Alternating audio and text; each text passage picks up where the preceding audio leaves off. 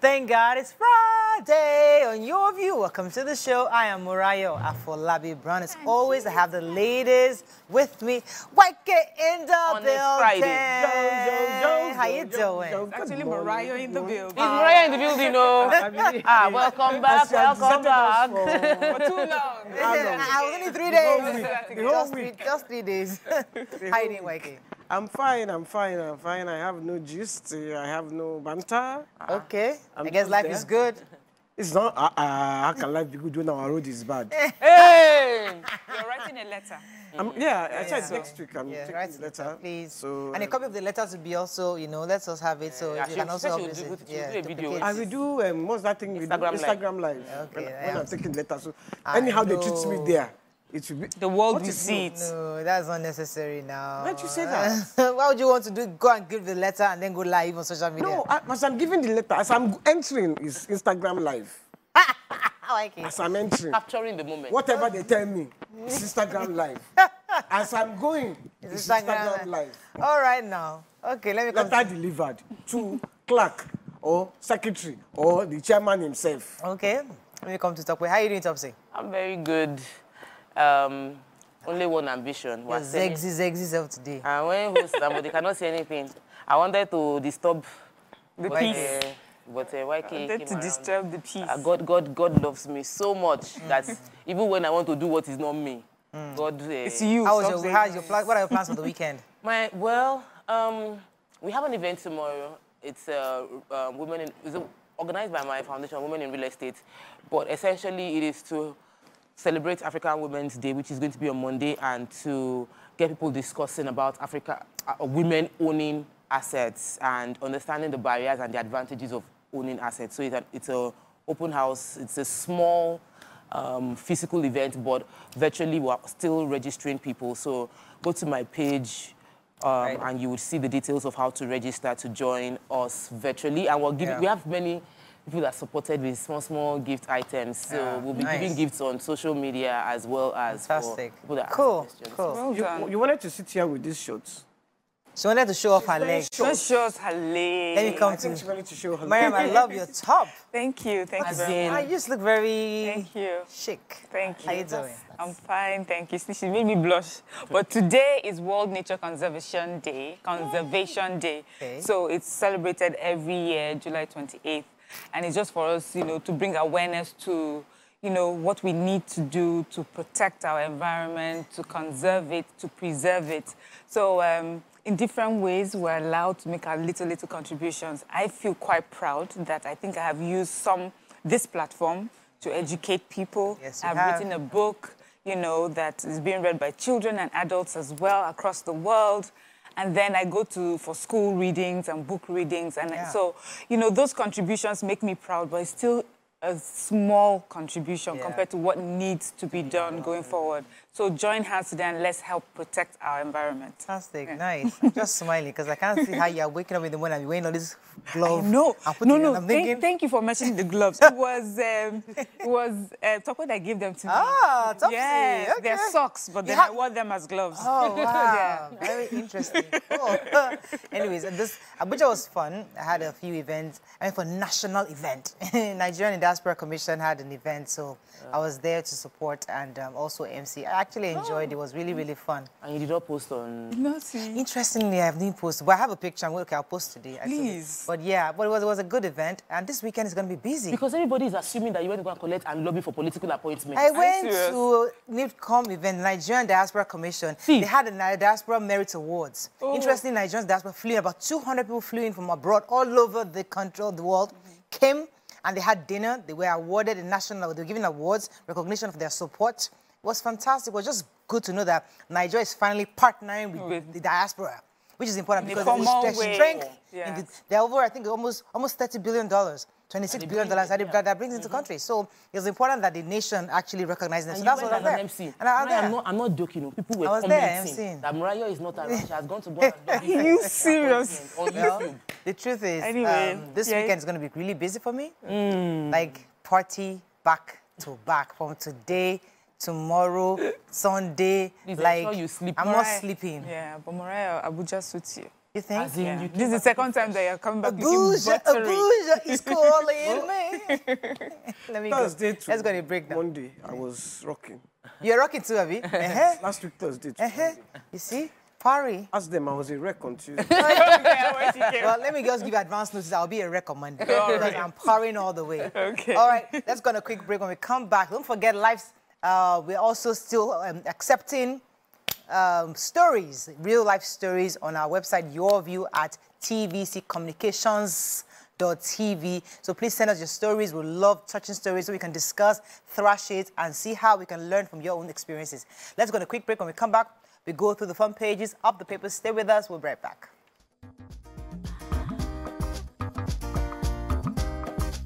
Stay tuned. Your View will be right back. All right, we're going to start with the nation. Presidency, Bola Tinubu picked Wike, El-Rufai, others.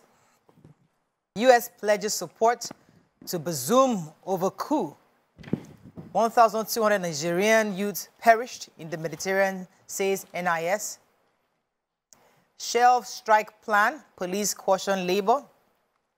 House of Reps gets 134 standing committees. Court rejects DSS's motion to further detain Emefiele. And Senator Bukachua sues DSS ICPC over harassment. Okay, which story are we starting with? Okay, I'll start with 1,200 migrating youths die on high seas last year. This information was given at the kickoff of a two-day sensitization program in Abuja. The Acting Comptroller General of the NIS, Mrs. Wuraola Adepoju, expressed worry about the dangers that besets irregular immigration among our nation's youth. She says that 1,200 Nigerian youths died last year in the Mediterranean Sea and deserts while attempting to enter Europe in search of greener pastures. She's saying it's such a worrying trend and that, the NIS is doing a lot. Apart from the sensitization program, there will be road shows, street campaigns, distribution of pamphlets, and also visitations to Utakomoto Park in Wuse, government secondary school in Garki. This, she says, is in the bid for government to help arrest this dangerous trend. A lot of people are told lies about greener pastures abroad or in Europe, but how they go about it, the routes that they take, they are unaware of the dangers and the risks that lie, ahead. And so she's hoping that this sensitization program and all the other things that they do will bring an awareness on illegal migration. Okay, let me take the major headline. So the president, as you recall, has already submitted the names 28 ministerial nominees on Monday. So the chief of staff to the president, Femi Gbajabiamila, was saying that the president had taken his time. He said, I'm sure you all know that the government is not fully formed until the cabinet is in place. That process started a while ago and culminated into the delivery of the nominees. Specifically, he said the president dissected those names with a fine-tooth comb, and that's what you've seen. Each of the persons on that list, I believe, is worth being there. He has 60 days from the time of inauguration, and that the remaining 12 names will be submitted in the coming days. He said the president took his time, did a lot of due diligence going through the nominees one by one. It's a good mix of people with political acumen and technocrats. So this is a good balance, and it's needed. It's a conversation that is really hot. Everybody's talking about it because we're hoping to see quite a bit of more technocrats. So they're saying that hopefully when we finally get the final list, we can now see and compare and contrast.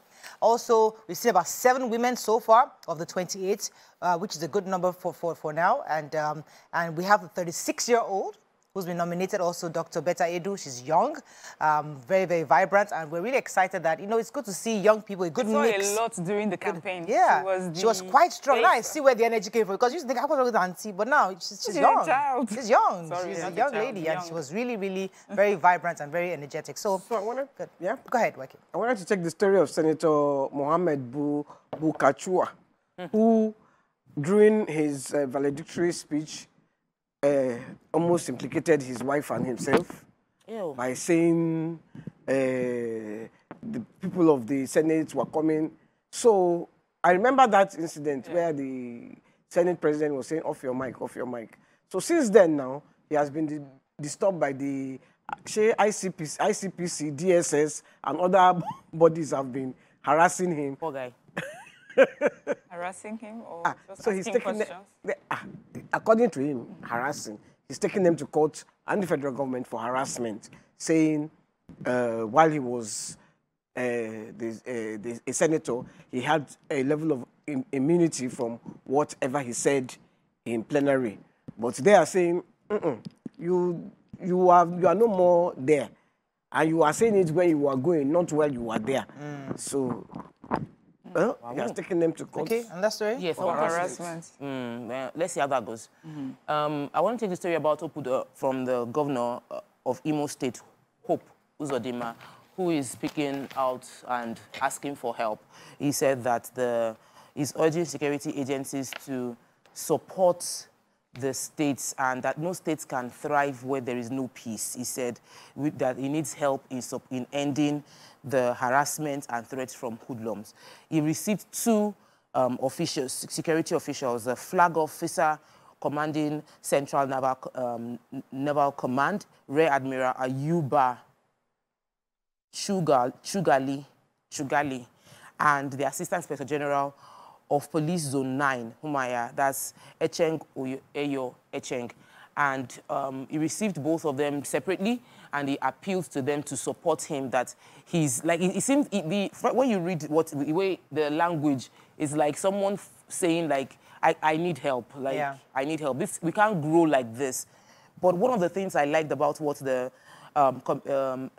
Assistant Inspector General of Police said was that the record shows that 99% of those carrying out the negative acts and hurting people are citizens, are the people, like our people. That's what he said. And 99% of the victims are our people. So I don't understand how you would want to fight for people by hurting people. Like, we must work together. And he said the police will be securing people. Nobody should do sit at home on Monday. I know people are scared.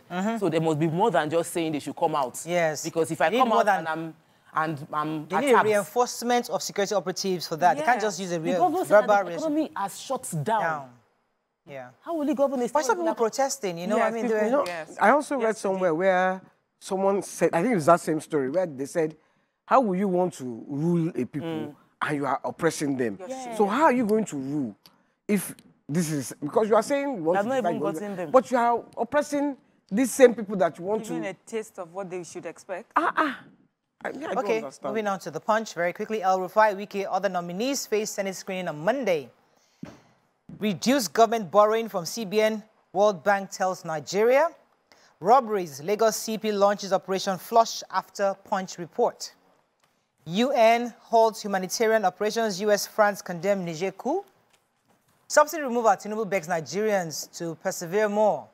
NMA demands MOU as FG okays 25,000 Naira doctor's allowance. And Margaret Benson Idahosa, matriarch of the Nigerian Pentecostalism. Okay, let me start with our president. He met with the youth yesterday, youth delegation yesterday, led by the All Progressive Congress youth leader, Mr. Dayo Israel, to the State House yesterday, where he's saying that it's not going to be easy. That he said you've endured, you just need to persevere a little bit more. It's not going to be easy to make the necessary changes. According to him, I plead your understanding that the economic reforms are very slow sometimes. I can assure you that I understand your pains of your uncles, mothers, fathers, and others. It's not easy to get out a monster of over 40 years that is called subsidy. The president said that the economic reforms of the past over 50 days were necessary because the country could no longer afford subsidy, which he said benefits only a few.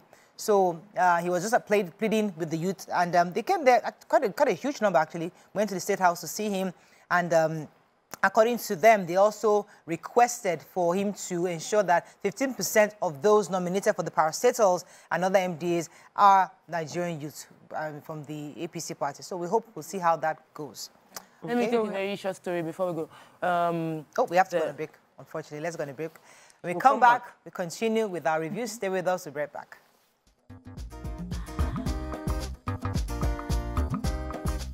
Stay tuned. Your View will be right back.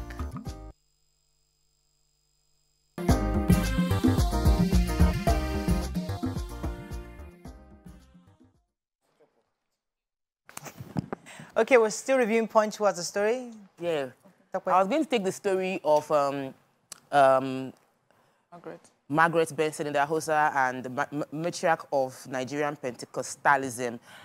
She's the founding mother of Nigerian Pentecostalism, according to the Punch. But really, I just want to celebrate her because I know she's a huge fan of the show. I know she's a huge fan of the show, and tomorrow she's turning 80. Wow, that's a big one. Happy birthday in advance. Happy birthday, Ma. Happy birthday, Ma. And she's someone, she lost her husband, but she took over the entirety of all that her husband was building, which is a huge empire, and increased all that was on ground, from the university to the hospitals to the schools.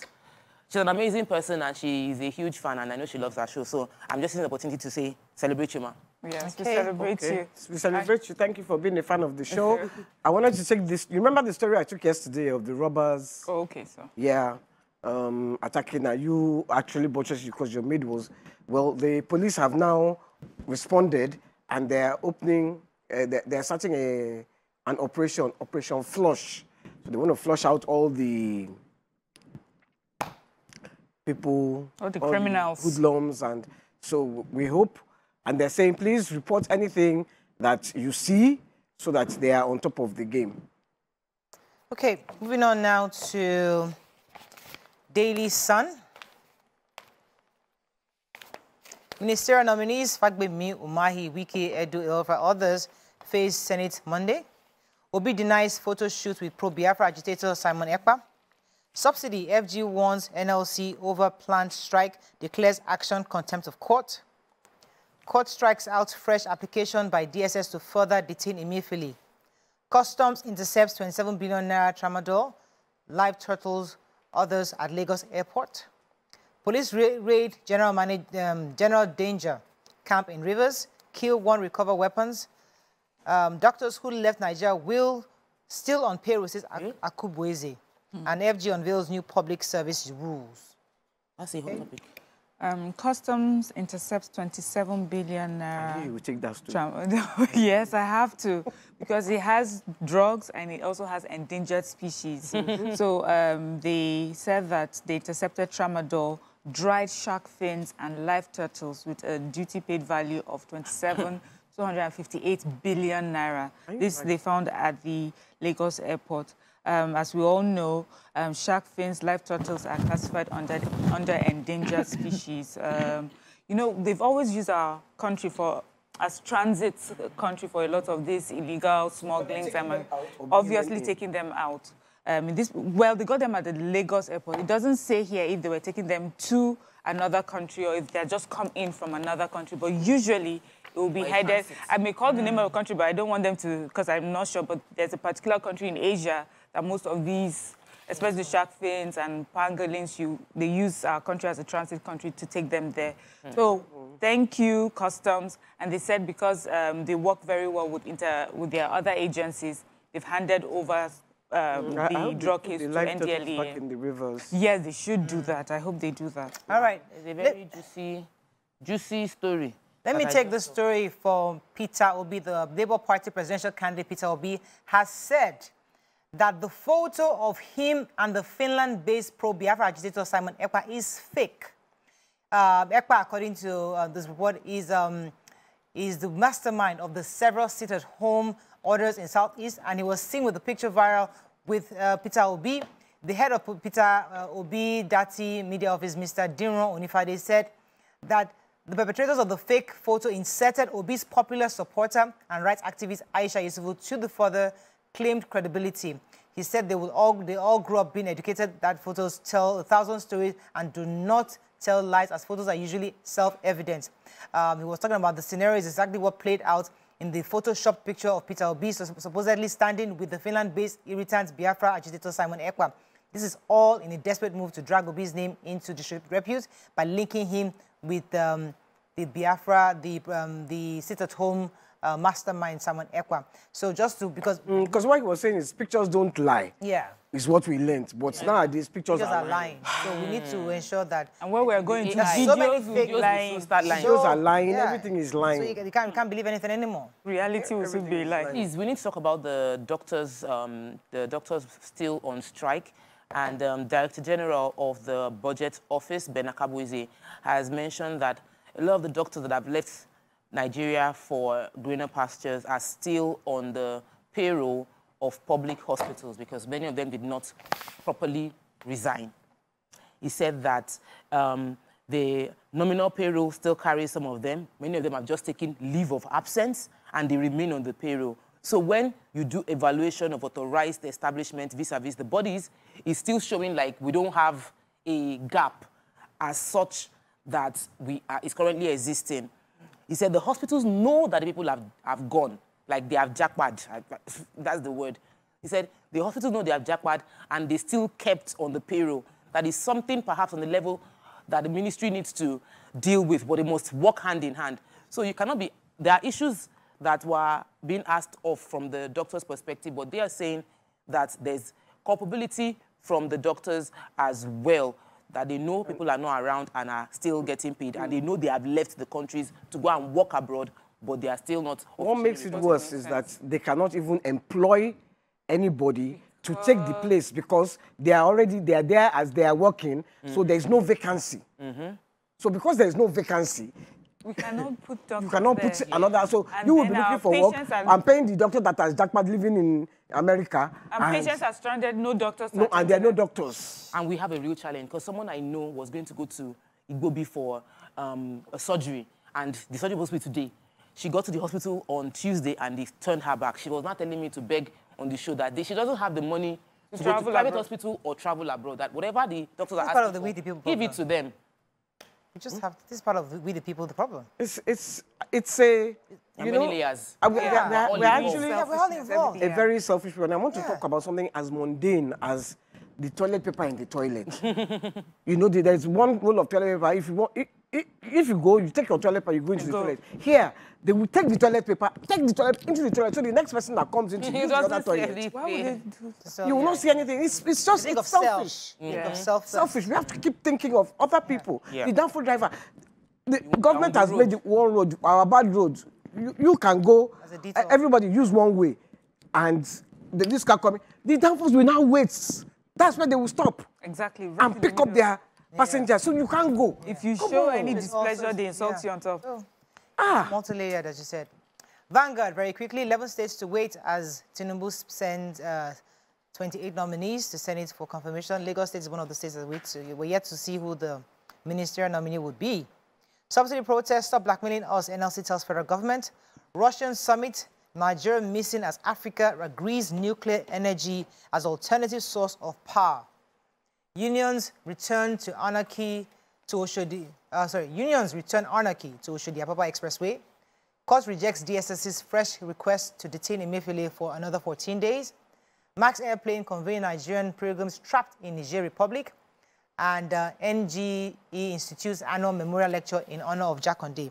Okay, which story are we starting with in Vanguard? So like you, as you read that headline for the Max Air, I was a bit confused if they were Nigerian, as in from Niger Republic, or if they were Nigerian. Yes, okay. So Max Air said they had airlifted Nigerian pilgrims and had taken them to Niger, Niamey.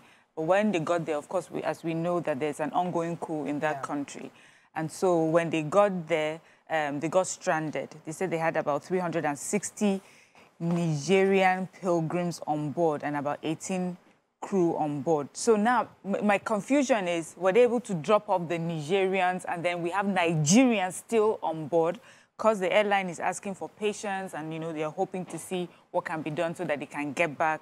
They said they know families will be worried or, you know, just worried about the situation. So are there Nigerians still on board that were supposed to leave Niger to Nigeria, or is this just about the Nigerians that got there and we're waiting. So I'm not really sure if we're talking about Nigerians right now or Nigerians, because the spelling is quite similar. Yeah. Okay. Another celebrating the Super Falcons.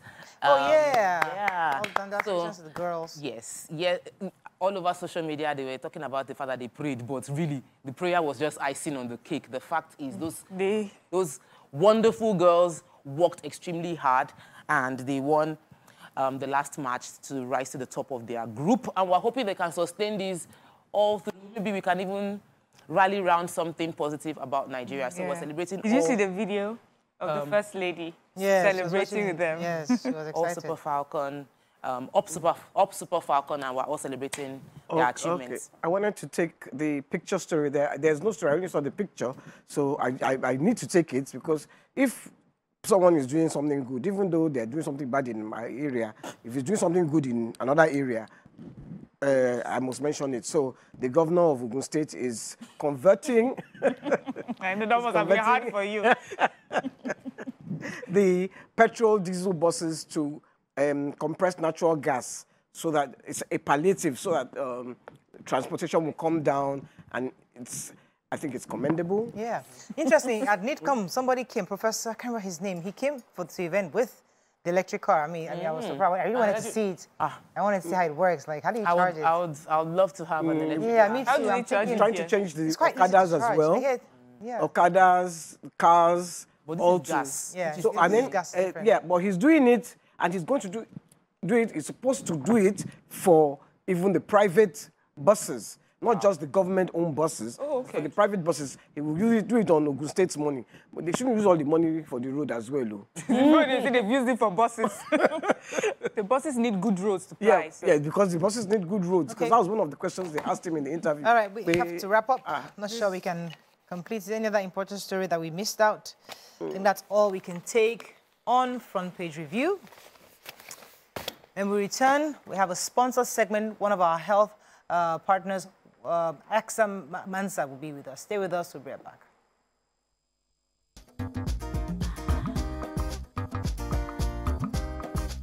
Stay tuned.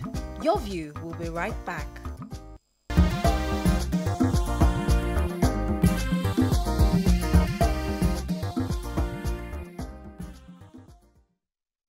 Thanks for staying with us, and welcome to our sponsor segment. Joining us on the show now is the country manager and medical director of One Health in Nigeria, Dr. Misbah Oleolo. Welcome to the show, sir. Thank you very much. Nice to have me. Yes, so we heard about this One Health by AXA, and we're wondering, where did this idea come from? What is it about? Okay, so One Health by AXA is an international initiative by the AXA Group. Okay. The thinking behind it is that when you look at healthcare expenditure in Africa, it's about, if you take South Africa out, which is quite a mature market, there is about 120 billion USD in the healthcare industry. 50% of that is in two countries, Nigeria and Egypt. And of that 50%, a higher proportion is in Nigeria than in Egypt. 75% of that expenditure is out of pocket, which means that when people turn up in hospitals, they're literally pulling out their cards and paying for care. And as you can imagine, that brings with it the risk of catastrophic medical spending, which leads people into poverty. So AXA came up with this idea of a payer-partner arrangement where they, as an insurer, partner with a healthcare provider in the hope that that synergy can potentially bring some value to the market, affordability, access, and quality care. So really that's where the idea of One Health by AXA arose from. Great. So here we have medical centers. People will say we have medical centers, and like what you just described, we have those insurance platforms as well. But so you're coming to a market that it seems like, you know, is already established. But what unique features are you bringing onto the market? Okay, so the first thing is that we need to be clear that the Nigerian medical market is not established. It's not a mature market. If it were, we would not be spending 1.5 million USD medical tourism. That money will be spent here. So it's obviously not a mature market. So what's unique that we're bringing? So the first thing is the cost of medical care needs to be made available. The government has tried to do that through the NHIA, the National Health Insurance Act, which mandates that insurance should be compulsory for everyone.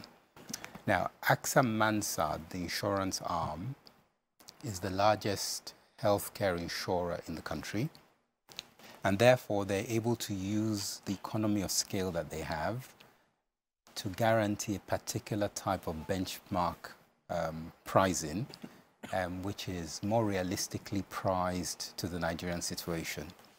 If you then have a sister entity, so One Health obviously is from AXA, so we're a sister entity from AXA.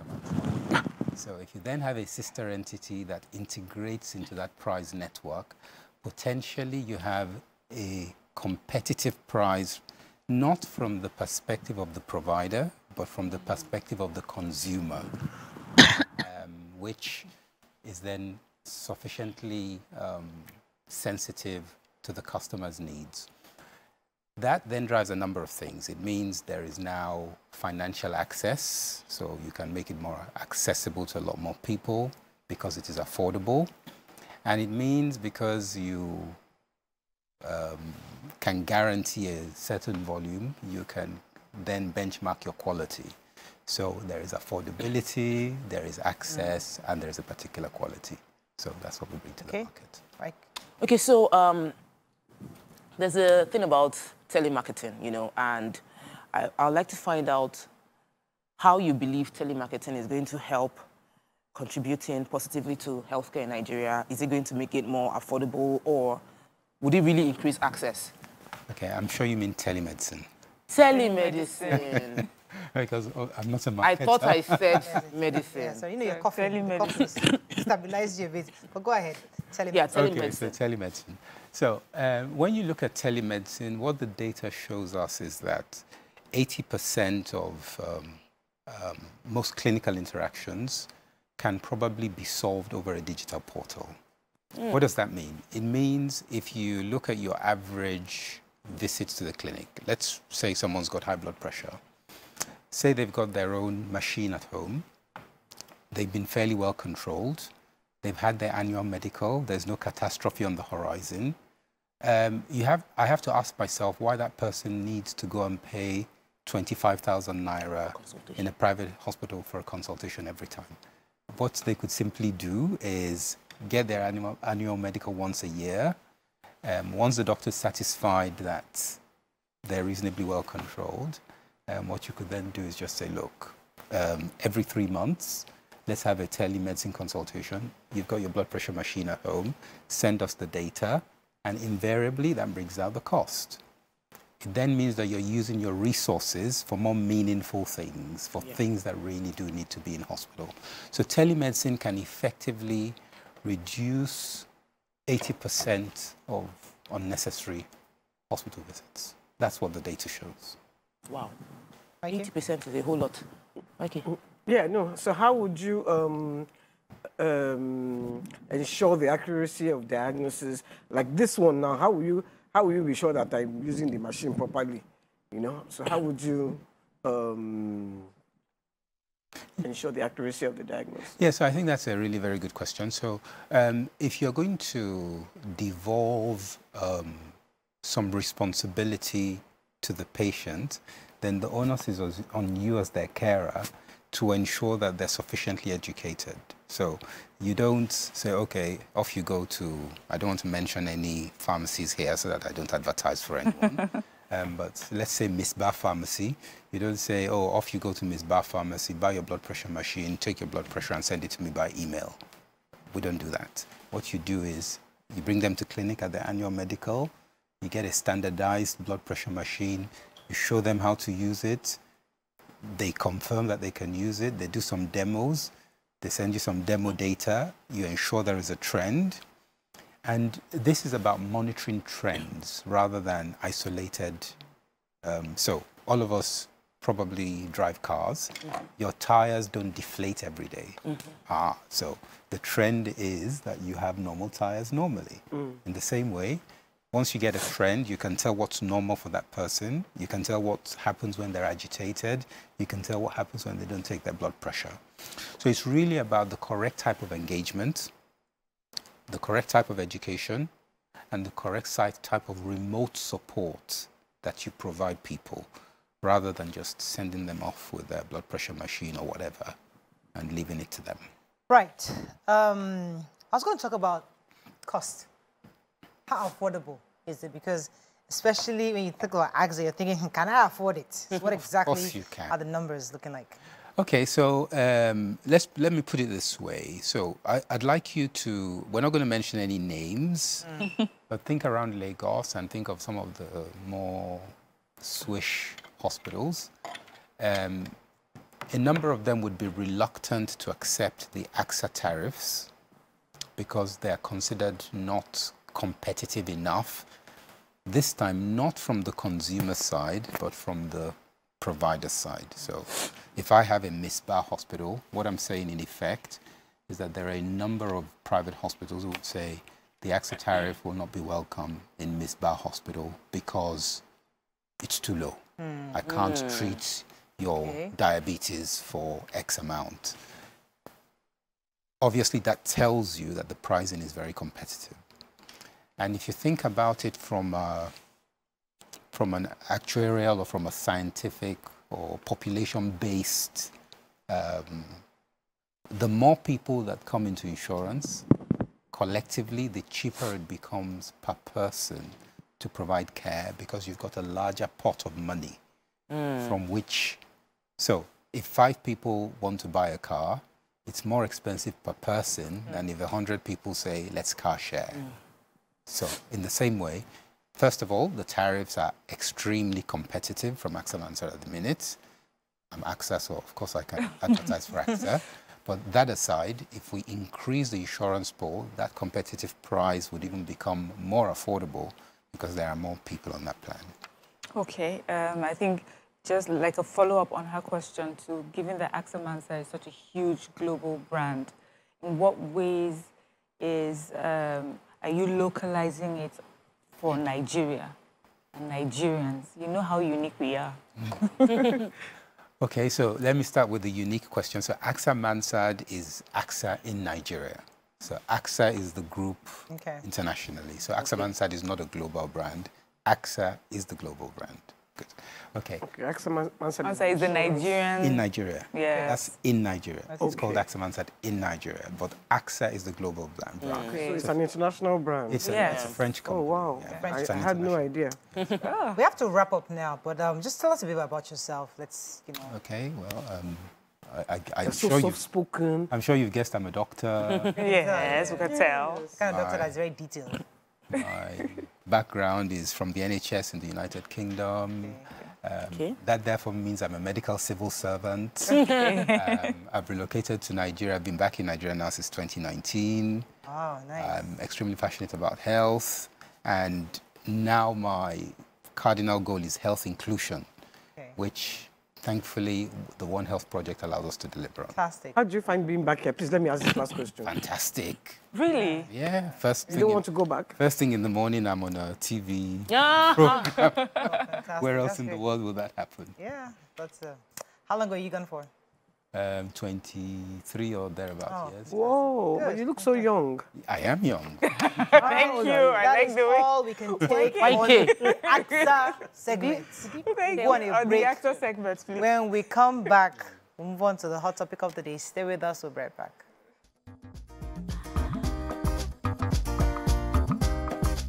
Stay tuned. Your View will be right back.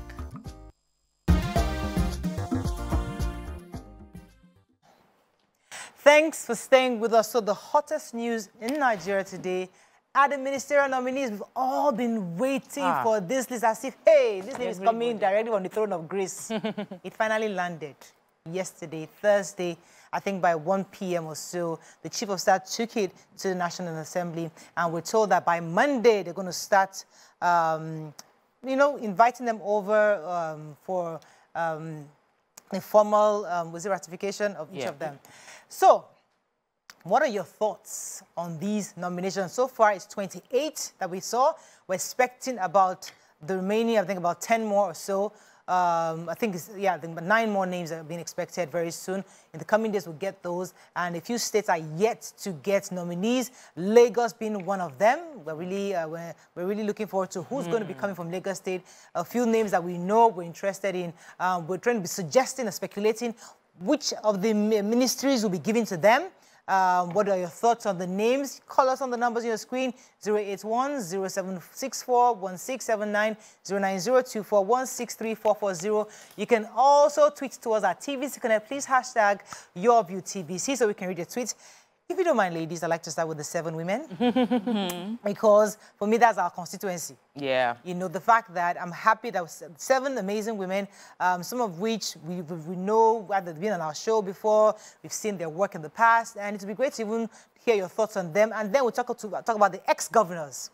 About 4 or so ex-governors made the list, El Rufai, Wike, and a few others, and then a few technocrats and many politicians. So these are really interesting conversations to have. We'd like to hear your thoughts on it. But let me see, Tope, you want to start? Yes. So at some point, when the list, we've all been waiting generally, like we couldn't, we're happy that we finally have a list. And I was hoping to be shocked. Aside from the finding out the age of the youngest person. Dr. Betta Edu. Yeah, I had no idea. I couldn't even have imagined that she was such a young person because she was very vibrant. But every other person seemed to be people that are within the circle, like people that had, you know, when we were arguing about should the president be nominating those who had been loyal to him and had served in and helped him to attain the position, or should he just go purely for people that were 100% technocrats or non-politicians? But what we're seeing now, based on what this list is reflecting, is that he's rewarding loyalty to a large extent. That's my opinion. Yeah. It doesn't necessarily mean that there's anything bad in that. We're not saying it's good or bad, but the president has decided to say, for those of you that are helped me to attain this position, that are competent, that can fit into what I want to achieve, I am picking. Okay. Your yeah, thoughts? so for the ladies, for me, I found it quite interesting because I didn't know, of course, I was hoping that I would see names that would just, that are quite popular, but we didn't see any of those apart from the youngest, Betta Edu, because she was quite a face, you know, during the campaign. But then, you know, going through the CVs for the women, these are well-educated, very exposed women, you know. They have held positions in private sector, in public sector, and they have shown, you know, the caliber of people, women that were put together. These are not women that were given positions just because they were female or just because they wanted to fill the female slot. These are women that will be looking out for and looking up to deliver in whatever capacity they are finally, you know, given to do so. So I'm quite excited. And also there seems to be a varied, I mean, it's widespread across Nigeria. I mean, we have Iman Suleiman, she's from Nasarawa State. We have Uju Kennedy Ohanere, I think. So each of them actually has to come from each state. So 36 states per state. The women. Okay. So usually all the ministers should represent one state. Yes, but these women, I'm just saying that these women from different states as well, you know, there's from Nasarawa State, from Imo State, from, you know, everything. So I'm quite excited about this group of women, and I'm looking forward to... Now, you know one thing I was interested I saw in the list, you're giving you have Dr. Betta Edu, Doris Aniche Uzoka, Barrister Hanatu Musawa, Nkiru Onyejocha, Stella Okotete, that's Honorable Stella Okotete, and Uju Kennedy Ohaneze and Iman Suleiman Ibrahim. Now, I don't know if you guys remember, during the primaries, there was a lady that came and she was a presidential candidate that stepped down for Asiwaju. Yes. Remember? That's who we're seeing here, Uju Kennedy Ohaneze. I mean, I remember that face. I remember her very well. And I remember that she was one of those who stepped down. So you would also say that she's a party member, and this is one of the maybe, I don't want to say rewards, but it's part of what do you say that this is... That's another thing. So and you know the first person saying is somebody else felt like we tend to be, people apply to become for political position because even though they know they will not get anything, just so that they have visibility. But she might be competent. Maybe because we don't know about her competence. I'm very sure that she's competent. Because she would not have even been able to get to the level of being one of the presidential candidates if she was an aspirant, not candidate. If she did not display a level of competence that they feel, okay, you're worthy of competition. And sometimes we've gotten so used to women getting whatever position they give us. Really, I had to ask one of our interns to calculate what's the percentage. Yet so far, we have 21% women within the current list. But the truth is, we are a country of 51%. We have a long way to go. But we are grateful for where we are, and we're hoping that the list that comes out will reflect more women. Why? We understand the importance of having representation. And we understand the importance of the value that women will bring in, being that they are a minority and they are wearing the shoes of majority of Nigerians. Let me come to YK. YK, Dr. Betta Edu is 36 years old. I mean, we're talking about not too young to wrong. I mean, like, she's a kid. I mean, that's like your daughter. That's like your daughter in a second. Yeah, my daughter is 35. Yeah, so she's like your daughter. I'm happy for her. But my fear or my hope is that they can do the work. Now, I hear that the Senate is going to confirm them on Monday. They don't have portfolios. So what are you confirming? We don't know not confirm them, but interview them. If they don't have portfolios, how are you going to interview? It's what you've done in the past to see but how are you? How do you know that you're not going to put square pegs in round holes? Okay. Why you can't interview someone that you don't know where? Because if I say, okay, I'm going to put Mariah in Ministry of Health, and Mariah studied accounting, I will look at your portfolio and start interviewing you about accounting. I will not interview about the ministry that you're going to go to know whether you can actually achieve anything for that ministry. So there I have a bit of concern. What you just said there, word for word, we said it 8 years ago. Yes, we did. But we've also found out, Tokwe, is that some of these ministers are more, I would say, maybe administrative, because really your job as a leader is to lead. So sometimes if you wait, I mean, as much as I would love to have a doctor be the Minister of Health, but sometimes the truth is that it's not about the doctor, it's about who can actually lead. Who can actually have a vision and drive it. Anybody, if I put Mariam to be Minister of Health, for example, because I know she has the ability to lead a team to ensure that all the various deliverables are achieved. Although she might still need to have some knowledge, some background knowledge of the needs of her. If I put a pharmacist or a medical doctor in Ministry of Tourism, is he going to go there and inject the tourists? I hear you. We had that question too, and I think that maybe I would like to, because we know that the government listens to us, so would like to use this platform to appeal to the presidency, maybe not necessarily the president, that by the time they are getting to going to the Senate and the House of Assembly on Monday, there should be portfolio assigned to the name so that the interview would be a more detailed one. Because I remember, that's why I said 8 years ago, we were talking about it, because even after the interview, we were like, these questions, the were just asking questions. And when they finally came out, it was like they didn't ask questions that were relevant to where they were going to be. So, well, with this 25% nominees of women, do you think our president is, I'm hoping that the remainder 11 states are waiting for would have me when I'm looking forward to the women that will be appointed or nominated. Then Barrister Hanatu also, she's somebody that I have seen her work, and Honorable Stella Okotete, she was ED Nexim Bank. That's a technocrat. That's somebody who's also coming to she's possibly going to use her own experience into government at this time. Although she's a party member also, I wouldn't skip that. But she's somebody that's worked very hard in the banking sector, and I think it's something that will be very beneficial. I wonder the kind of portfolio they'll give to her. In Kiru Onye Jocha, I'm not really familiar, but I know she's also, hopefully, we're hoping that these are people that actually have the competence. Are you talking about Wiki? That's the elephant. The elephant is the women. Let's focus on the women. We'll come to the...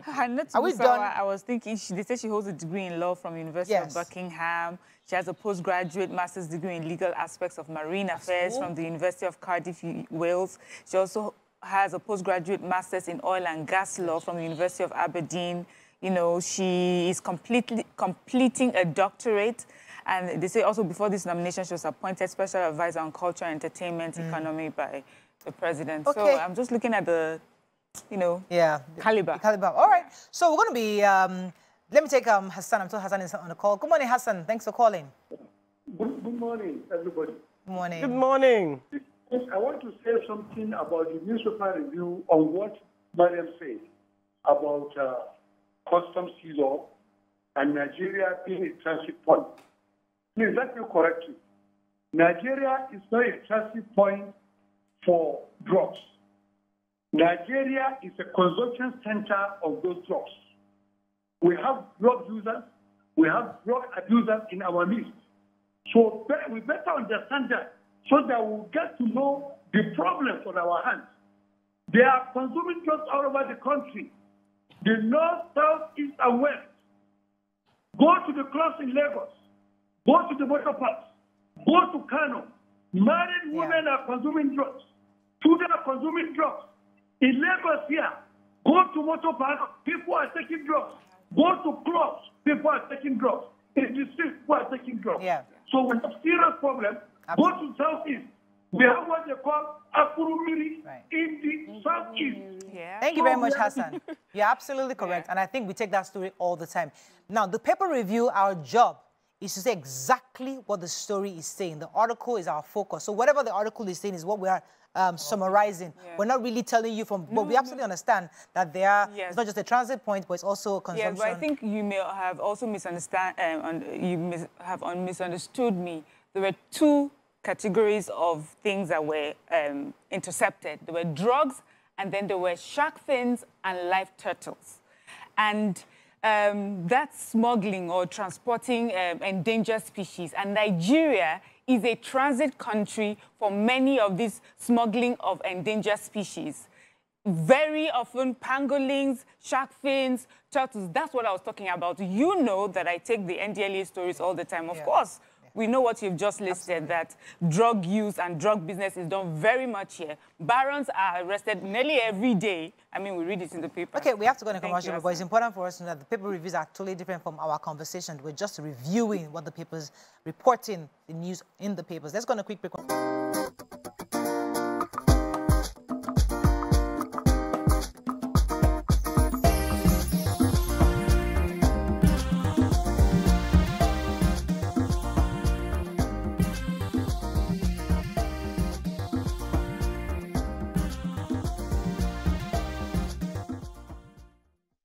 Thanks for staying with us. We're still discussing the ministerial nominees, and we're going to the governors now. So, as you said, YK, the former governor of River State, Nyesom Wike, three others, I think is Dave Umahi from Ebonyi, Nasir El-Rufai from Kaduna, and Abubakar Badari from Jigawa. These are four governors that have been nominated.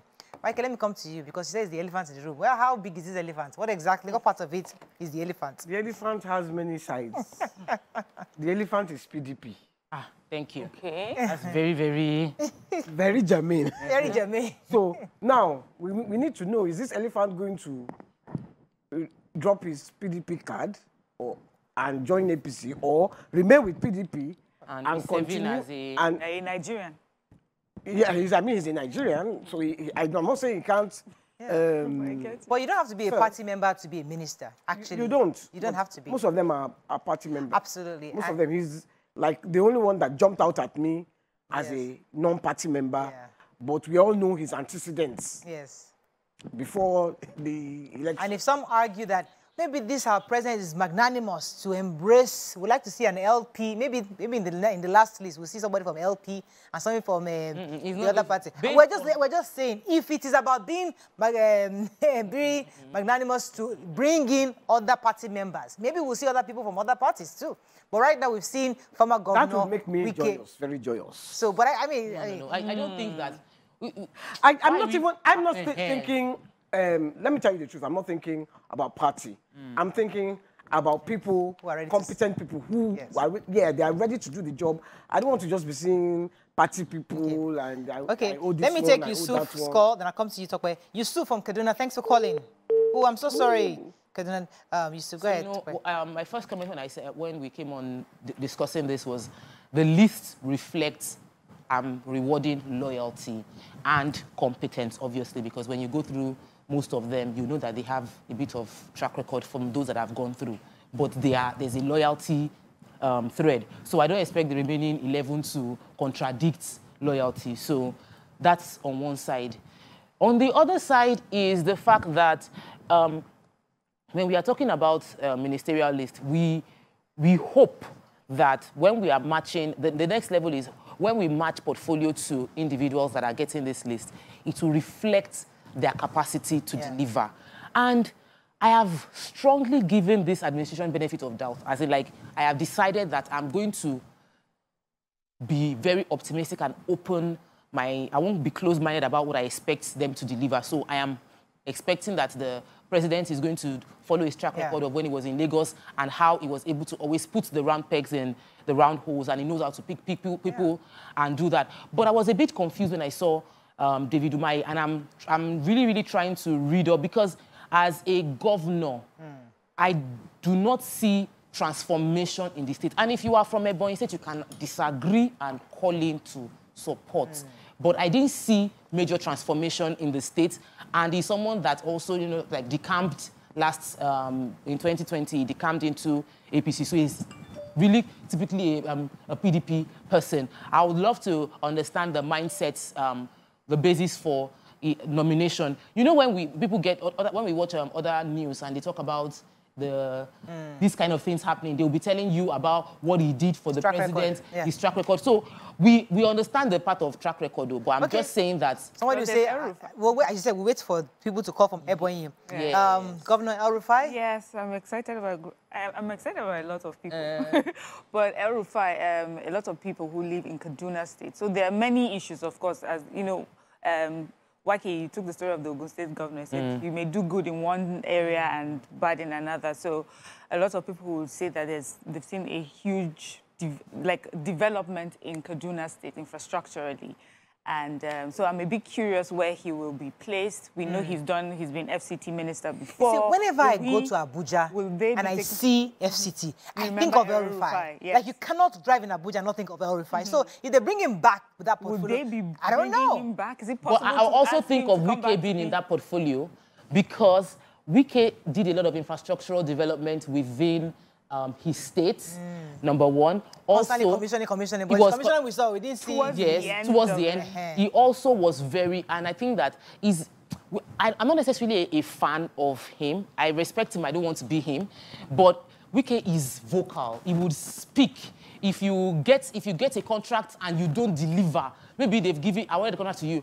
I imagine Wike as the minister for works, and a contract was awarded and they did not deliver in like 6 months. I would imagine Wike will come on in the news and say that we have given this contract to so and so construction company, and they have not laid one block. All right, we'll see how that goes. I'll come to you, Mariam, in a second. Let me take a look at Toyin from Dublin. Good morning.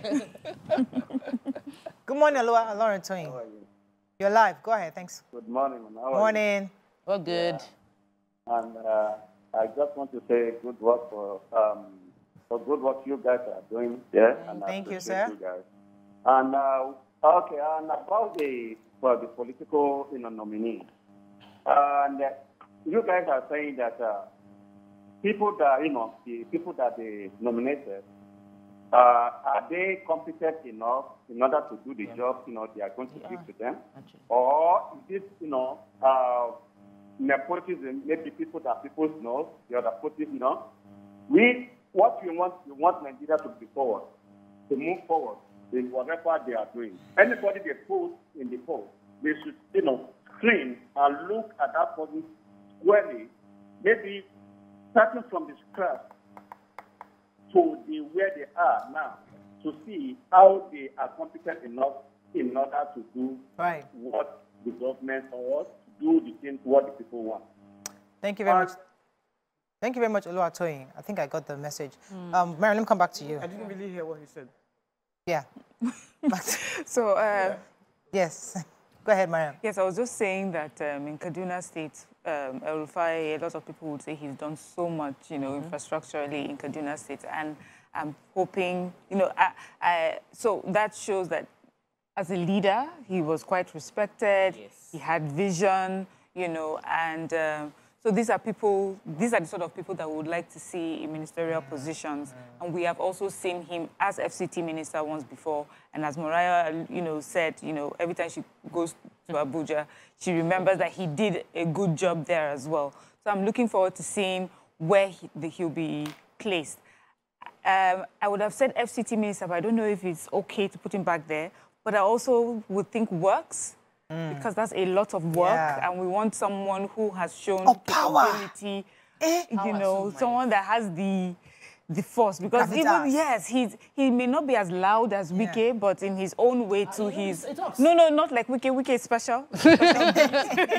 But, you know, Madam El-Rufai is very assertive and quite firm, and I feel that that sort of... I think someone like, power would need someone like an El-Rufai. Yes, because you need somebody who would not take nonsense. That you, I mean, all these ones that were begging for meters, that were going up and down, he would ensure if this Nigerian company, foreign companies, he would put them to put them straight. Call them out. So I think El-Rufai would be great in power. Like, but don't talk about Mr. Dele Alake. Yeah. I loved him as a spokesperson because I think he's very eloquent, very articulate. This is the kind of person that I would have liked that they left him as the special advisor, strategy, as he... but either way, though, I like the role he's currently playing because he speaks well, doesn't insult. He will tell you, he will give you facts when he's speaking. And when he responds or speaks on behalf of the government, we hear him properly. But Minister of Information, I'm not sure what the portfolio would entail going forward, but he usually... would speak for the government. So well, still, his job would not be much different from what he's doing right now. I would have liked him to be closer to the presidency. You know how we're actually, because I know right now, sometimes you think of the minister somewhat slightly far away from the principal. You know, somebody like is right there with him, that is always traveling around with him. I'd have really liked for them to, but either way, maybe as the Minister of Information, he will still retain that portfolio. But he, I think, would be great for that role. It would be weird if he's not given the Minister of Information. It would be really weird because, like... I'm told that Yusuf is called back. Let me just quickly take him before we lose that call again. Yusuf from Kaduna, thanks for calling. Thank you, ma'am. You're live. Go ahead, please. All right, ma'am. I want to say kudos to the president for the ministerial list that he has just forwarded to the National House. Okay. Yes, this is what we have long been waiting for, right from the day he came into office. Seriously, on my opinion, I would prefer their portfolios be left undisclosed until the Senate are able to screen them. I think the job will be given to the person who can best carry out the job as expected. But if their portfolio are displayed now, they are going to be screened based on area of specialization. And here, like we saw in the previous administration, there were switching of ministries. Okay. So if that happened now, how will they switch? So I think the screening should be based on who can perform the job. Okay. All right. Yes, and I expected El-Rufai to be in the list just as I saw it. All right. Thank you very much, Mr. Yusuf. This is a comment saying that some governors spend money on PR, some don't. I can tell you Engineer David Umahi is one of the best performing governors in the era as governor. He could even make a better Minister of Works than Wike, that you just mentioned. With lean resources, he did very well in many areas of infrastructure. Okay, that's somebody's perspective. But let's go ahead, Wike. I just wanted to say that when Tokwe made the comments about David Umahi, because I had watched Journalists Hangout yesterday, I had heard that he did a lot of infrastructure. Yeah, airports, university, many things. I had done a lot of things. So I Googled it and I will... Yeah, so he's just equally as... So we watched the video during the break, Wike. That's now on TV. But, no, I watched the video while I was on set, so she can watch it. Okay. What I wanted to say is I hear about infrastructure. Yeah. I hear. I want to ask everybody's opinion. Please, how will infrastructure help the ordinary person? I'm not saying don't infrastruct, infrastruct if you must. But can you please think of the ordinary man? How will that put bread on my table? How will that put Gary on my table? Because a lot of, I noticed that a lot of our governors, they concentrate on building flyover. You won't go and do the small road. There was a comment in one of the papers today. I didn't see it, but I heard it on the radio that someone had made a comment that we should start to ride bicycles. It's not a bad idea. But which road are you going to ride bicycles? So that's infrastructure. So infrastructure, road is infrastructure. But I get what you're saying. Listen, when they do this infrastructure, they go and build flyover. I watched the video just now. That's why I want you to watch it. Yeah. There are these flyovers, but you are not going into the town. You are not going into the state to go and touch my life. Yeah. You are building the one that everybody will see and say, wow. With no doctors. Yeah. Okay, so I get that. You're absolutely correct. But some would also argue that what infrastructure does, it helps to boost economic development, because you have a business. And you can't transport your business to Kaduna, or you can't move your goods to Ekiti State because the roads are bad. Transportation is up because the truck drivers are breaking down because of bad road. So there are various levels. So you're right. As you are doing that, I think it should be done simultaneously and with proper planning, where the money is going to infrastructure at the federal level. People in the local government too, and the state level are also doing their own part to ensure that even the local community and local economy also boosts with this money. So you're right in saying that, but it actually does connect. Even interstate and inter-country, the Nigeria Republic, we're building the bridges there. The idea is that to increase commerce. So it's at different levels, but I think it should be simultaneously done. What Obake is saying is in order of priority. When, there was a presidential candidate... Obake complains about road every single day here. Yes. Every morning. Yes. It's infrastructure. Yes. No, but go to Abeokuta, you go and see all the bridges there. Yes. How does that help my own life? Yes. So that's my complaint. Of priority. I'm also build bridges everywhere. Started bridges in Akute. He didn't even finish them. And while he was building the bridges, he was spoiling all the roads. Okay. All right, let me take this call that comes to you, Tokwe. Good morning from Jos. Thanks for calling. Hello. Thank you. You're live. Go ahead, morning. please. Morning. Yes, I'm Gofuk. I'm calling from Jos. Okay. I am a first-time caller. Welcome to the show. I never heard that name before. From me. Go ahead, Gofuk. What I want to say is that we have governors who are doing infrastructure. But one thing with economy is that we have to think about governors that have done industries that can employ people and put food on the table of a common man. Which governors are people that have done something that has to do with manufacturing, for example? These are the things we are talking about, not building flyovers. Yeah. I'm an urban planner. I know the importance of infrastructure. But you see, you have to make people work for an economy to function. Yeah. So this is what I think YK is talking about. Yeah. Yeah. Not really building flyovers all over the town. No, that's not what we need. Yeah. We need industries. We need governors that have performed in bringing innovations that employ others in the economy. Thank you very much, Gufo. You're absolutely correct. Go ahead. So, there are little things. We're talking about security. So you build a very beautiful infrastructure, beautiful facility, and people will now come and they will come and remove the table, remove the chair, carry the AC away because they need money to eat. So people will vandalize because they don't have jobs and there's no security.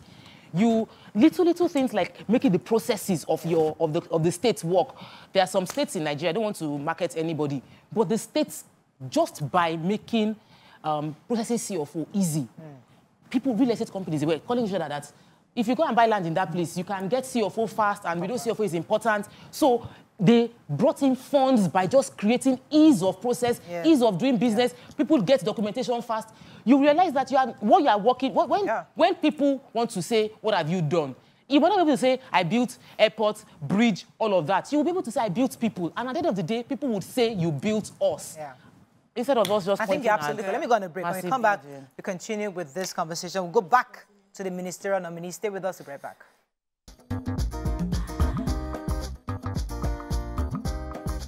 Stay tuned. Your View will be right back.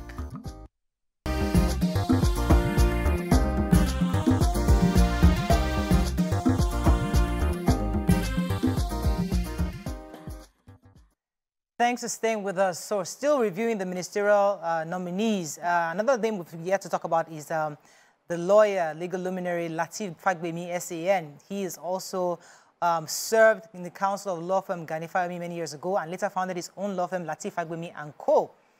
He has been involved in numerous high-profile cases, including election petitions and other constitutional matters. He's also been conferred with the SAN, with the Silk. And furthermore, he has also served as a judge in different Nigerian courts, including the Federal High Court and Court of Appeal. Presently, he is he's also an APC team-led attorney to defend the presidential election result in court. So him being nominated, we're assuming he might be the Attorney General. We're hoping that we'll see that if that's what is going to be assigned. Obviously, I'm not sure there's anything else it could be.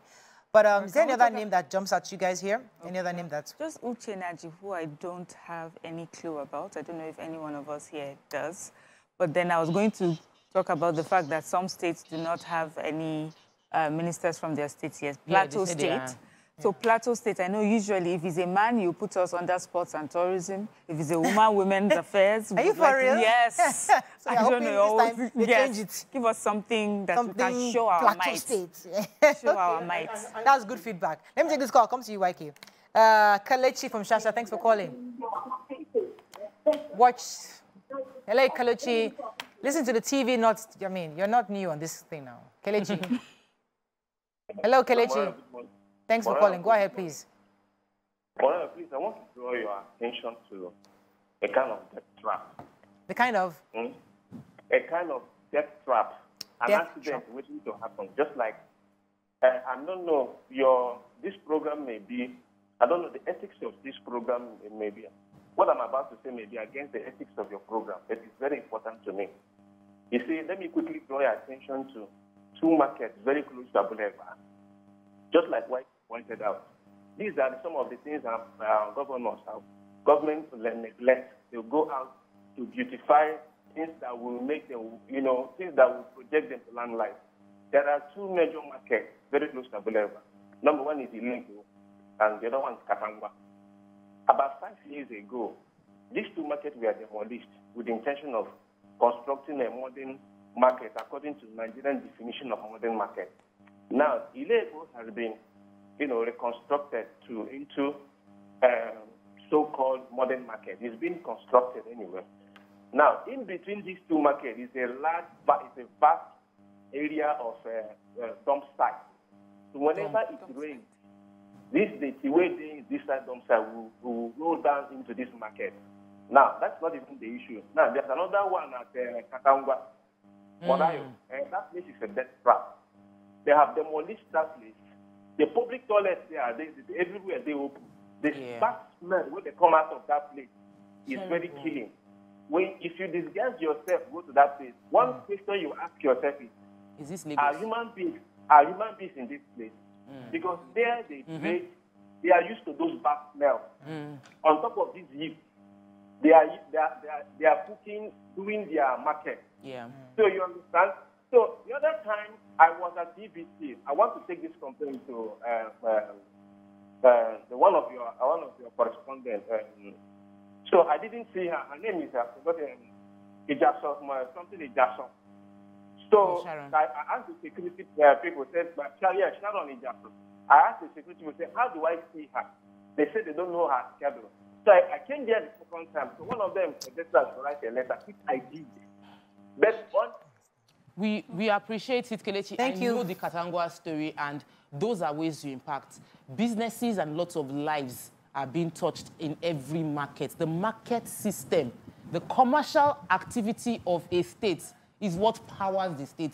If there are no trade going on, you are not making money as a state. So it's important that even as we want to modernize our markets, that we don't let our markets become so modern that average Lagosians cannot afford to own a shop there or yeah, trade we saw how they did, how I think was it a Joshua Market, they destroyed it and then they rebuilt it. And we see, and I was saying that when I went to Abuja, I appreciate that it was planned. Lagos State was not properly planned. You know, a lot of people, development came to meet, people had already migrated, people have built markets into places, people have covered drains, and then development is now, government is now coming, and we're now having to destroy. So it is a painful process. However, the government should also provide alternatives so that these people don't go out and with nothing. So I understand that where government has to rebuild, because you're trying to build a mega city, I understand that. But I said that not at the detriment of the lives of people. So you must do it such that people understand that you also care. But because when you go to Abuja, you appreciate that you can't just wake up and just put on corner and start having a market. It's not like Lagos. Anybody can wake up tomorrow and say, I'll start doing roast plantain in this place. You do corn here. Before you know it, it has become a supermarket. That's Lagos. But that is part of the winning factor of Lagos. Yeah, but you see, it has to be structured because it causes diseases. People now go to yes. So you don't. Yes, crime starts. So we have to structure it as beautiful as we love the mega cities, just as beautiful as New York is. You can't just start also and somewhere and start doing selling on the streets. So this the structure we're putting in place, but we are saying that it must have a human face. Yes. As you're demolishing, try to see what you can provide alternatives for people to have something. But we must rebuild the state. That's the truth. When you demolish, build it quickly back because people are out of business within the frame time. See Alade markets demolished.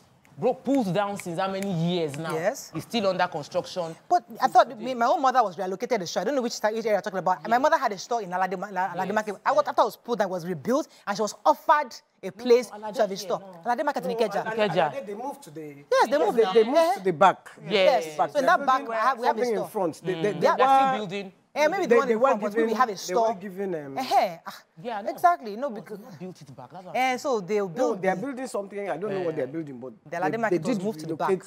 The shops because I use Alade Market. Yes, and my mother has a store there too. Yeah. I wanted to say, you know, because I got this message. It says, so which of the nominees has built people? None. Are we saying therefore we should not have ministers? He says, even Fashola didn't build people, he built infrastructure. The infrastructure enhances the lives of the people. I am not against infrastructure. Far from it. What I'm saying, don't build the infrastructure that is just for us to see.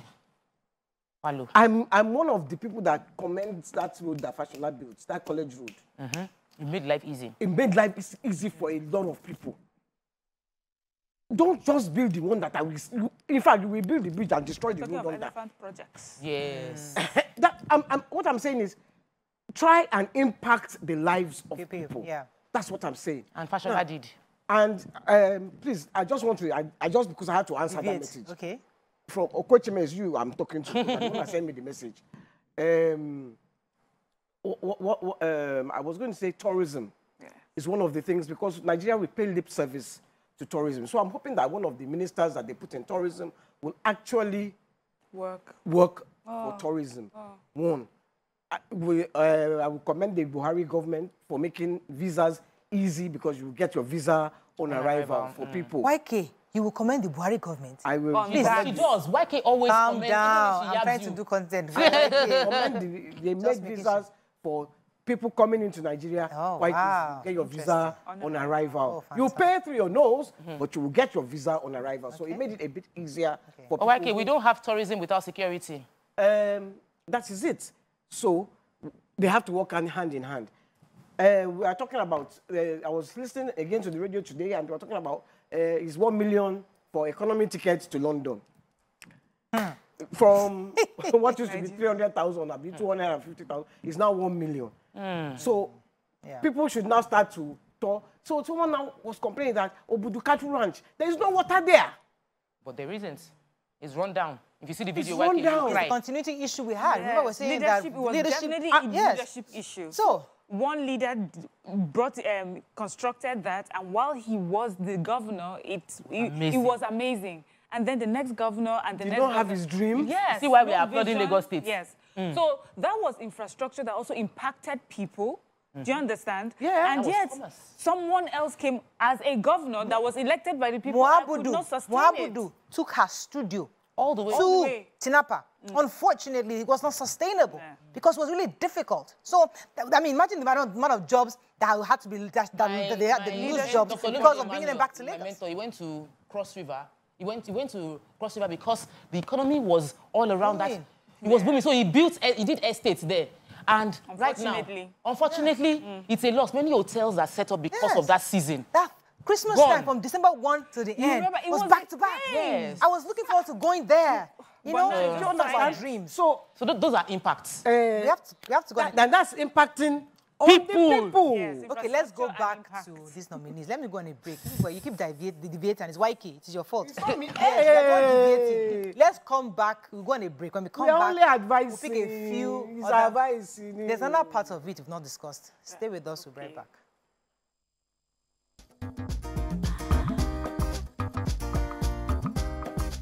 Stay tuned. Your View will be right back.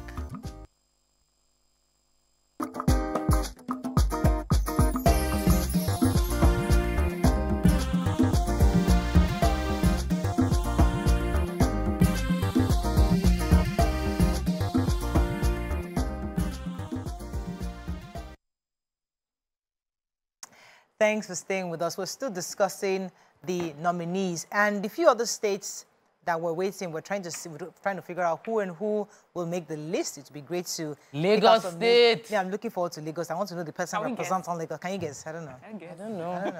I don't know who. There are too many loyalists in Lagos State. Yeah. In some states, it's for the eastern states, it was easy to because you know that there are very few people to pick and choose from. But for Lagos State, everybody in Lagos is loyal to. Many Someone said, "Do you think Mrs. Fashola will come back?" I said they should allow the man to rest. I don't know if I'm not sure if I want to see. What the trend right now that we've seen is that no previous minister in the last administration has come back. Yeah, there is none. I don't think they should. I think he's fresh. I really do think. I mean, Fashola, they used him first. They gave him 2 ministries before. We also yabbed the last administration. We wanted a bit of difference, so let us have a difference. But they should allow, as much as I would love for Minister Fashola to be engaged somehow. Not why I call Minister Fashola, Mr. Fashola to be engaged somehow, either as a diplomat or something. But that ministerial thing, I think they should just let the man rest. The man needs to be with his family, but give him that role of a diplomat. Let him go around the world. You know, he's such a great guy. We like to just see him in the system somehow. Yeah, but he should be, as they say, face frontal or front facing. I would like to see more of him, you know. And okay, any others? Korean Michael says Obudukatu Ranch is a shadow of its former self. Yeah.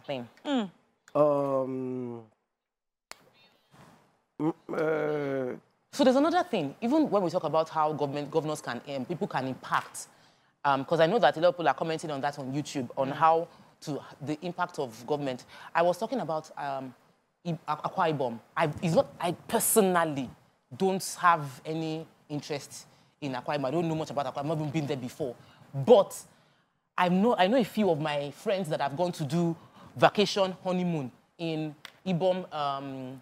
There's a resort. There's a resort, and it's a very beautiful resort. Yeah. And I saw the pictures. I'm like, wow, are you saying this is in Nigeria? Then we saw Ibom Air. Yeah. And that also means that they are doing things easy to get there. Yeah. So those are things, and it's impacting on lives because when people are coming to your state, it means that people will bring money when they come and spend money. So that makes me, when I hear that, it makes me sad because I know the seat of tourism would have been Plateau State. The beauty, the potential. Everybody's talking about their own because of the insecurity. Because of the insecurity, we have not. As a country, we have not had the chance to enjoy or, you know, enjoy what Plateau State would have given Nigerians and the world all over. We've had people who come and live in Jos who will tell you that that's where they would like to live for the rest of their lives. The insecurity has called. Let me take this call from Obo. Good morning, Obo. Thanks for calling. Yeah, good morning, ladies. Morning. Yeah, I just want to respond to this ministerial list that just been released. Yeah. We have 7 women, very unprecedented of this present government. But I want to see others because we only see 7 females. Others, I'm still seeing old names, old cargoes.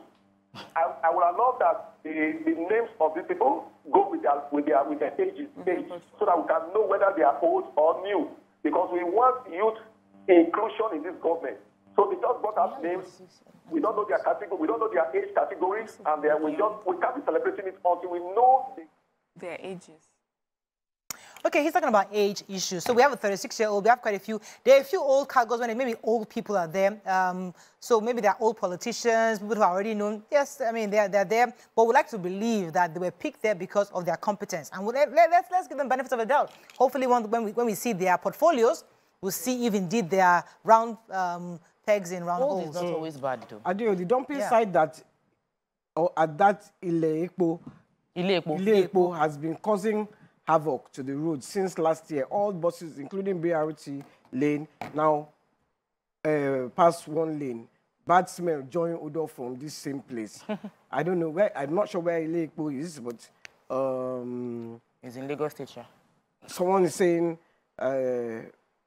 Fashola did not concentrate only on the mainland. He did the island. He was a great governor. Fashola Matabek, let Fashola rest. Let him rest. No, you should not rest. I don't think he should come back. I think he should rest. Really? I want him to come back. I want him to rest. I want to be seeing his name in the news, but not as government. Let me judge that he's in somewhere doing one meeting somewhere. So you know how our former vice president now has an appointment internationally? That's the kind of thing I want to be hearing of Fashola. But the thing is, Nigeria needs people like him right now. There are more people like him that will be like him. We just need to do you remember Yankari Game Reserves? Yes, I do. I do. When I was growing up, it was the place to go. Yes, Nobody thought of going to London. Nobody thought of going to New York. Everyone wanted to go around Nigeria, and Yankari was the place to go. Today, I'm sure the Minister of Tourism are using the Lion. Let's hope. And remember, they were going to also they're going to rejig some of these ministries. I read somewhere where they're going to actually create more and reduce others and maybe change the portfolios of some. We'll see when that eventually happens. But I'll really be happy to know what they plan to do for tourism. It's quite important and crucial because that's a major revenue earner for any nation that's serious about tourism. Where is that spring, hot spring? Is it the Kitty? Yes, the cold hot and cold Ekiti. There's also the hot spring. And we have lots, Ikogosi, we have a lot of things. You see, I'm just hoping. And that's money. That's why the ministerial list did not do me giz-giz. I can't lie to you. It didn't do. What would do you giz-giz? Give me an idea. People that I know, well, I will not know, but when you see their name or you see their Have you read this one CV, YK? Have you read their CV? You're just judging it. I haven't read their CVs. If your CV is you did Harvard in Keniko and you did Keniko, that's not going to show me. Okay. I want implement. I want someone who is going to implement. We do have some. The person that will stay in the wait. One you read one. She's just going to do her doctorate. So is she no. Or she has done it. No, she has done it. She's doing her doctorate. But don't be. I want someone that has done it and is going to go. I'm not criticizing her. Listen, I'm not criticizing her. I know you're not. I'm just saying that they may be perfect. No, they may be. Okay. All I'm saying, it didn't do me giz-giz. Okay, so I'm asking you a question. Maybe when they come there and they start to do me giz-giz, I will be the person that will come and tell you. I'm now asking you, YK Anikulapo Kuti. Give me one name. That's tautology. My name is Yeni Anikulapo Kuti. Okay, sorry, no vex, YK. Give me one person that will do you giz-giz that you'd have loved to see on that list. One person. I can't. See them? Nigerians, I always have idea. I have idea. I can't say it. I can't say it here. I will say it after here. Say, so you have somebody that will give you giz-giz. There are many. There are many. Okay, I'm going to take that number for you. Do they come only from Lagos State or the Southwest? Do they? Are they federal character in the list that you have? Okay. I like Nasir El-Rufai. I can't like. I think he. So he is good. Okay, he gave you giz-giz. Better Edu gave me giz-giz. Better Edu gave you giz-giz. Yeah, I think. Why? Because I've listened to her as a commissioner of health. Before she even came the limelight. I like her. Yes. Yeah. I feel that. So there's some giz-giz for you now. Yes. No. That's two giz-giz. Then that's two. Inside 20 years. All my women. That's not past now. My women, at least 5 of my women do me giz-giz. The other two, I don't know them. That's why I've not read their profile. I'm sure if I read it too, you will do me giz-giz. That's why I want to see more women. Yes. When you read Stella Kotetes too, you will do you giz-giz. YK, she is. That's what I'm read about her. That's what I'm saying. Why can't read about her? CVs of these people because we can't assume because somebody's APC. Because I know your problem is your own problem is that they're the APC. That's your problem. Yeah. Because they're APC, suddenly they don't do giz-giz. If we now read their profile. You now realize that they actually have the capacity to give you giz-giz. I will not deny that. Okay. I will not deny that. That's why I said, El-Rufai Shebi is APC.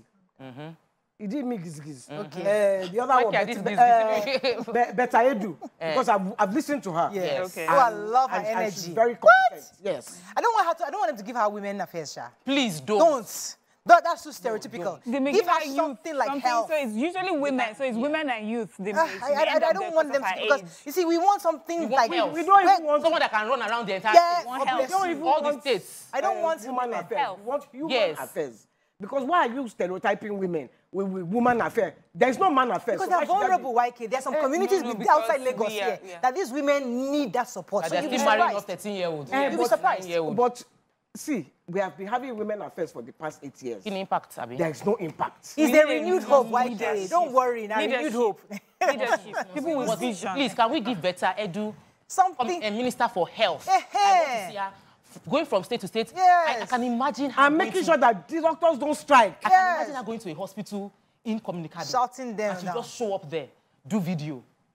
Yes. Not see yourself in paper. But women affairs is too stereotypical. We need somebody. And then with this, the Okotete, Honorable Stella Okotete, well, I'd like to see her in finance. Yes. I would really like to see her in finance. I will. Now, the Uju lady, I don't know much. The only thing I know about her, she stepped down for Actuaji. That's the only thing I know about her. And that's the only thing they are quoting about her, which is wrong. I don't know much about her. Dr. Doris Uzoaka Anite, she was the former commissioner for finance and coordinating economy in Imo State. Oh, yeah. So she'll be strong in finance, too. In the banking sector. And she was also general manager at Zenith Bank.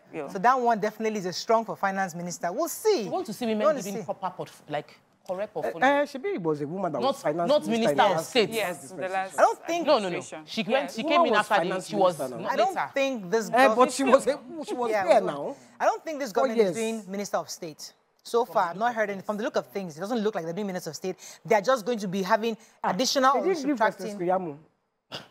Mr. Skiamu. Even FFK, sir. You never seen any. FFK.